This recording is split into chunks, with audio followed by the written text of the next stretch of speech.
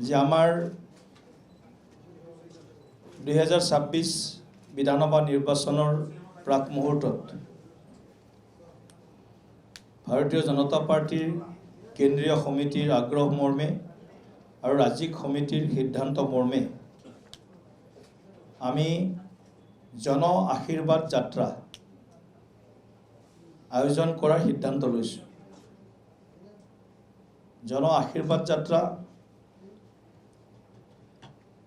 অসমৰ প্ৰায় সকলো বিধানসভা সমষ্টিক যিখিনি আমি কভাৰ কৰিব নোৱাৰোঁ প্ৰথম পৰ্যায়ৰ কথা কৈছোঁ, সেইখিনি দ্বিতীয় পৰ্যায়লৈকে আমি ৰাখিম। গতিকে প্ৰথম পৰ্যায়ত আমি 28 ফেব্ৰুৱাৰী তাৰিখে আমাৰ এই জন আশীৰ্বাদ যাত্ৰা অসমৰ জনপ্ৰিয় মুখ্যমন্ত্ৰী ডক্টৰ হিমন্ত বিশ্ব শৰ্মা ডাঙৰীয়াৰ গৰিমাময় উপস্থিতি আৰু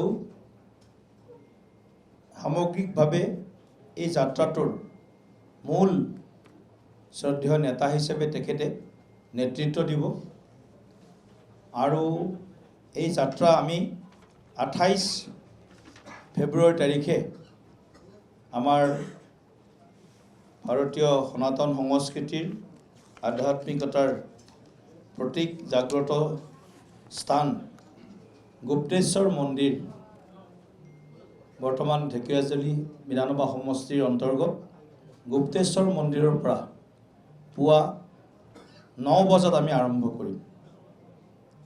ৰাতিপুৱা 9 বজাত 28 ফেব্ৰুৱাৰী তাৰিখে গুপ্তেশ্বৰ দেৱালয়ৰ পৰা মন্দিৰৰ পৰা আমি জন আশীৰ্বাদ যাত্ৰা আৰম্ভ কৰিম। ডে 1 পৰা ডে 9লৈকে হৈছে ন আমাৰ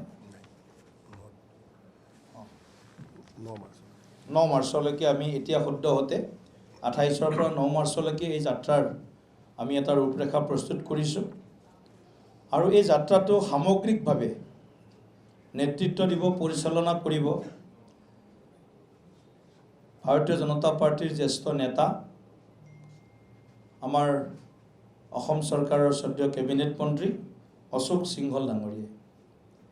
তেখেতৰ লগত দুজন আমাৰ জ্যেষ্ঠ কাৰ্যকৰ্তাই সহযোগ কৰিব, আমাৰ দলৰ সাধাৰণ সম্পাদক অনুপ বৰ্মন ডাঙৰীয়াই আৰু এজন আমাৰ জ্যেষ্ঠ কাৰ্যকৰ্তা শ্ৰী পবিত্ৰ মাৰ্ঘেৰিটা, তেখেতেও এই যাত্ৰাৰ আহ্বায়ক হিচাপে দায়িত্ব পালন কৰিব। অশোক সিংহল ডাঙৰীয়া, অনুপ বৰ্মন ডাঙৰীয়া আৰু পবিত্ৰ মাৰ্ঘেৰিটা ডাঙৰীয়া, এই তিনিওজনে সামগ্ৰিকভাৱে এই যাত্ৰাৰ কাৰ্যসূচীৰ আয়োজন, তদাৰক, পৰিকল্পনা আৰু ক্ৰিয়ান্বয়ন গোটেইখিনি বিষয় তেখেতসকলৰ নেতৃত্বত হ'ব। 28 তাৰিখে আমি গুপ্তেশ্বৰ দেৱালয়ৰ পৰা অৰ্থাৎ ঢেকীয়াজুলি সমষ্টি, বৰচলা সমষ্টি, তেজপুৰ সমষ্টি, নদুৱাৰ সমষ্টি আৰু ৰঙাপাৰা অৰ্থাৎ বালিপাৰাত আমি সেই যাত্ৰা সমাপন কৰিম। ৰাতিপুৱা স্বাভাৱিকতে 9 বজাত আমাৰ যাত্ৰা আৰম্ভ হ'ব আৰু সন্ধিয়া 6 বজালৈকে বা 7 বজালৈকে হ'ব পাৰে কিছুমান স্থানত আমি যাত্ৰা দিনজোৰা কাৰ্যসূচীৰে আমি যাত্ৰা আয়োজন কৰিম। বিশেষভাৱে আমাৰ লক্ষ্য আছে যে এই যাত্ৰা কালত এদিনত কমেও 1 লাখ লোকক আমি সম্পৰ্ক কৰিম। মুখ্যমন্ত্ৰী ডাঙৰীয়াৰ উপস্থিতিত 1 লাখ লোকৰ লগত যাতে জনসম্পৰ্ক হয় এই যাত্ৰা কালত। 70ৰ পৰা 80 কিলোমিটাৰ যাত্ৰাৰ দৈৰ্ঘ্য হ'ব আৰু কমেও 4টা বিধানসভা সমষ্টিক স্পৰ্শ কৰিব, ক'ৰবাত 5টা হ'ব নাজানো। গতিকে এনেধৰণে আমি এদিনৰ যিটো কাৰ্যসূচী জনসম্পৰ্ক, জন আশীৰ্বাদ, আমি ৰাইজৰ পৰা আশীৰ্বাদ বিচাৰিম আৰু মুখ্যমন্ত্ৰী ডাঙৰীয়া নিজেই এই যাত্ৰা কালত তেখেতৰ গৰিমাময় উপস্থিতি সকলো স্থানতে থাকিব আৰম্ভণিৰ পৰা শেষলৈকে। 1 তাৰিখে আমি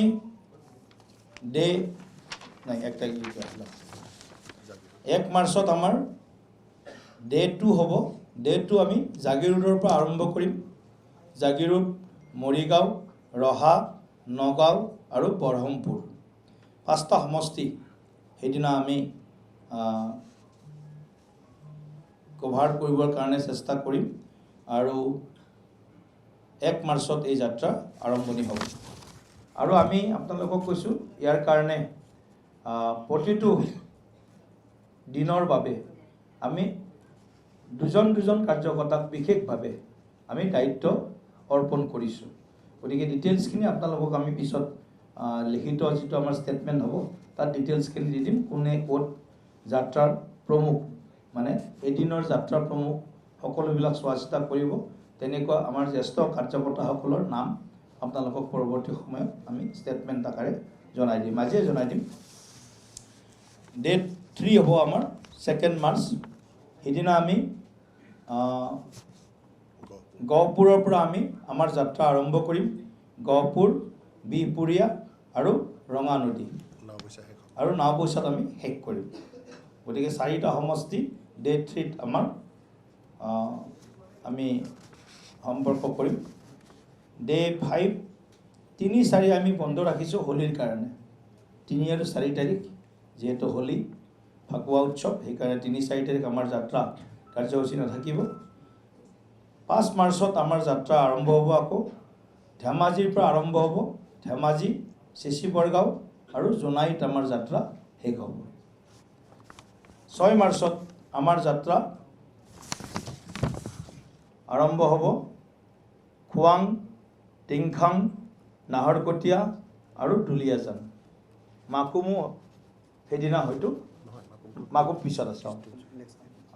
খোৱাং, টিংখাং, নাহৰকটীয়া, দুলিয়াজান বিশেষভাৱে 4টা সমষ্টি দিনা আমি ৰাইজৰ লগত আমি আশীৰ্বাদ বিচাৰিম ৰাইজৰ পৰা।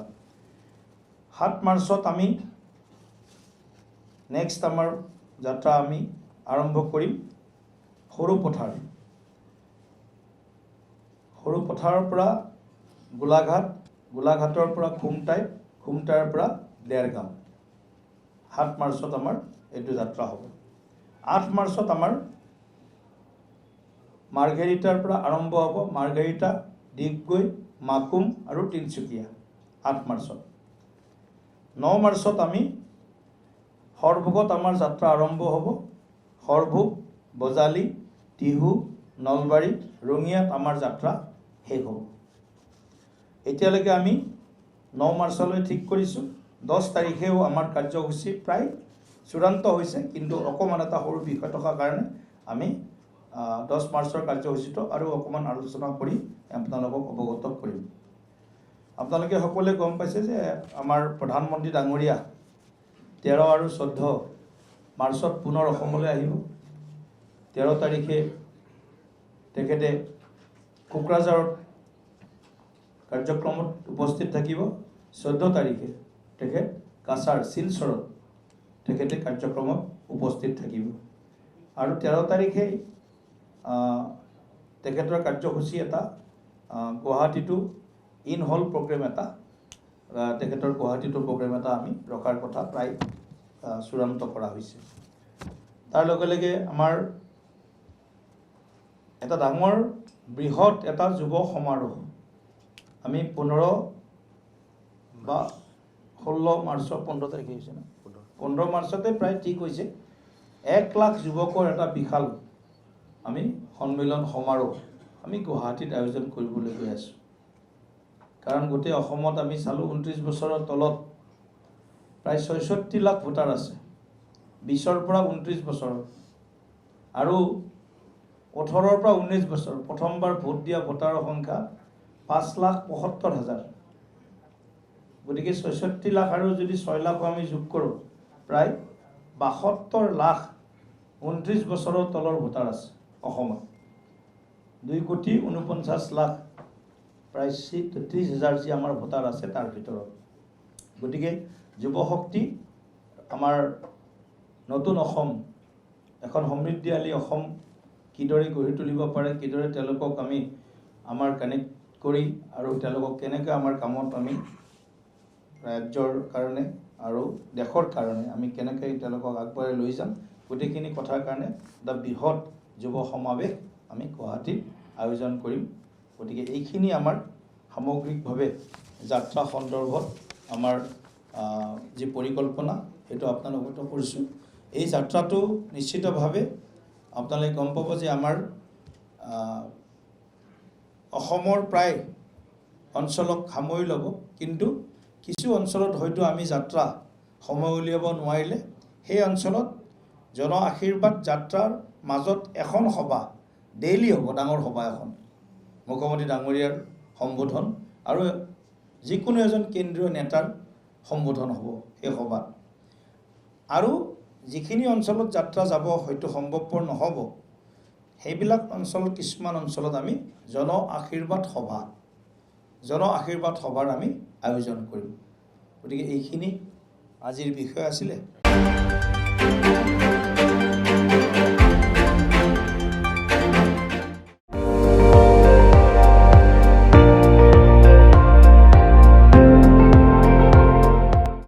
আপুনি চাই আছে ND24, সৰ্বশ্ৰেষ্ঠ নহয় সৰ্বোত্তমৰ দৌৰত।